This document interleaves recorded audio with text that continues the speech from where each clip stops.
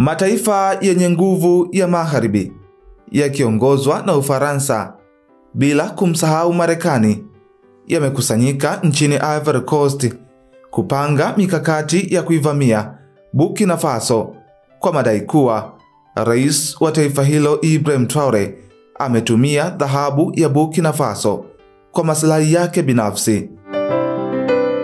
Sasa baada ya hilo kugundulika, Urusi imeripotiwa kutuma vikosi maalum vilivyopewa mafunzo ya ustadi wa kipekee nchini Burkina Faso vikiwa na maagizo ya wazi kutoka kwa rais wa Urusi Vladimir Putin ili kulinda urais wa Burkina Faso pamoja na Captain Ibrahim Traore. Swali ni je, kama kweli Captain Ibrahim Traore anatumia dhahabu kwa maslahi yake binafsi, kwa nini wananchi wa taifa hilo waandamane kuunga mkono uongozi wake? Basi ni kusihi uungane nami twende sambamba ili uweze kufahamu kinaga ubaga. Ngoja nikukumbusha kidogo sababu za rais na captain wa jeshi la Burkina Faso Ibrahim Traore kupata idadi kubwa ya maadui wa nchi za Magharibi. Ibrahim Traore alifukuza majeshi yote ya kigeni akianza na Ufaransa, maana ndio walikuwa njia rais ya wao kumwangusha Traore, na zaidi wapo nchini humo kunyonya rasilimali zao tu. Ndio maana alitoa kauli iliyozidi kuleta wasama. Alisema, tutachimba dhahabu zetu wenyewe kwa ajili yetu, sio kwa ajili ya Ufaransa. Hata rais wa Ufaransa alipoomba kurejesha majeshi yake kama sehemu ya uhusiano mzuri, Traore alisema, una uhusiano na Marekani na Brazil, vipi huko pia kuna majeshi yako? Juzi tu Captain Ibrahim Traore amenunua zaidi ya greda 1000 na magari mengine mbalimbali ili kusaidia juhudi za ujenzi wa barabara kote nchini Burkina Faso. Captain Ibrahim Traore alikabidhi rasmi vifaa hivyo kwa timu zinazohusika na kuendeleza na kutunza miundombinu ya barabara ya taifa hilo. Katika hotuba yake, Traore alisisitiza haja ya dharura ya barabara bora za kutoka shambani hadi sokoni, akisisitiza kuwa barabara bora zitawezesha wakulima kusafirisha mazao yao hadi mijini kwa ufanisi zaidi na bila kuharibika.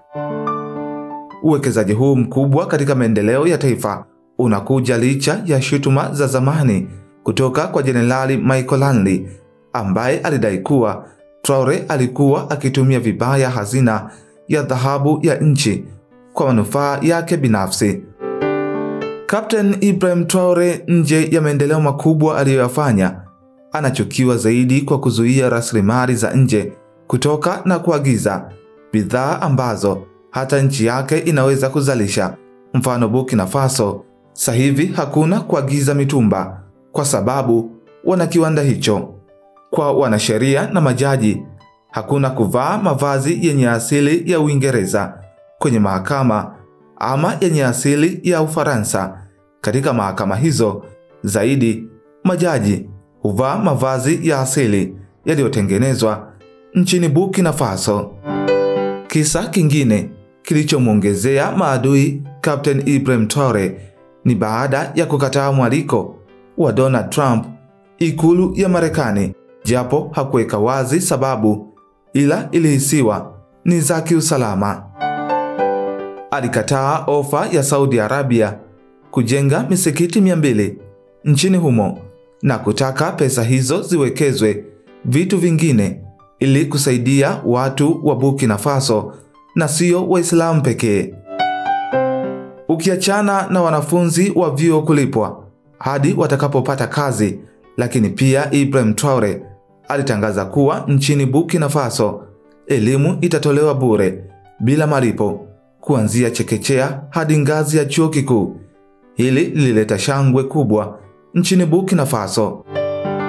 Pamoja na mengi mazuri aliyoyafanya Traore, wapinzani wake kutoka nchi za Magharibi wanajaribu kumtia madoa kwa kumtuhumu kwa ufisadi na ukiukwaji wa haki za kibinadamu lakini mashahidi wengi wa hali halisi wanamsifu kwa ujasiri wake wa kukabiliana na mamlaka za kigeni.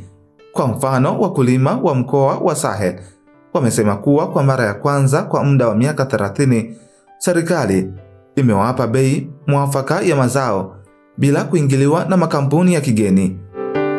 Madoa hayo yanayowekwa na mataifa ya nje katika mazingira ya hatari. Wakazi wa Wagadugu wamekuwa wakishiriki katika maandamano ya kila siku ya kumuunga mkono Traore, wakiimba nyimbo za kisiasa zinazosifu mapinduzi ya kijamii. Viongozi wa vikundi vya kiraia wamesema kuwa maandamano haya siyo ya kiserikali, bali yameanzishwa na wananchi wenyewe kwa hiari yao, kwa kujisikia kwamba kwa mara ya kwanza kiongozi wao anawakilisha matakwa yao. Ufaransa imekuwa ikijaribu kutumia vyombo vya habari vya kimataifa kudhoofisha uongozi wa Traore, ikiwa na habari za kupigwa kwa watu wa kabila fulani na kukosa haki, lakini hizi zimeshindwa kudhibitika na mashirika ya haki za kibinadamu. Kinyume chake, Umoja wa Mataifa umeonya kuwa idadi ya watu wanaokimbia vita nchini Burkina Faso imepungua kwa 40% tangu Traore alipochukua madaraka. Kwa sasa Urusi imekuwa ikiwaelimisha wanajeshi wa Burkina Faso juu ya mbinu za kivita za kisasa, ikiwemo matumizi ya drones na teknolojia ya kuvunja mifumo ya elektroniki ya maadui. Mafunzo haya yanaendelea katika kambi za jeshi huko Fada, Ngoma na Bobo Dioulasso, na yamekuwa na athari ya kuongeza morali kwa wanajeshi. Endelea kufuatilia BMTV Tanzania.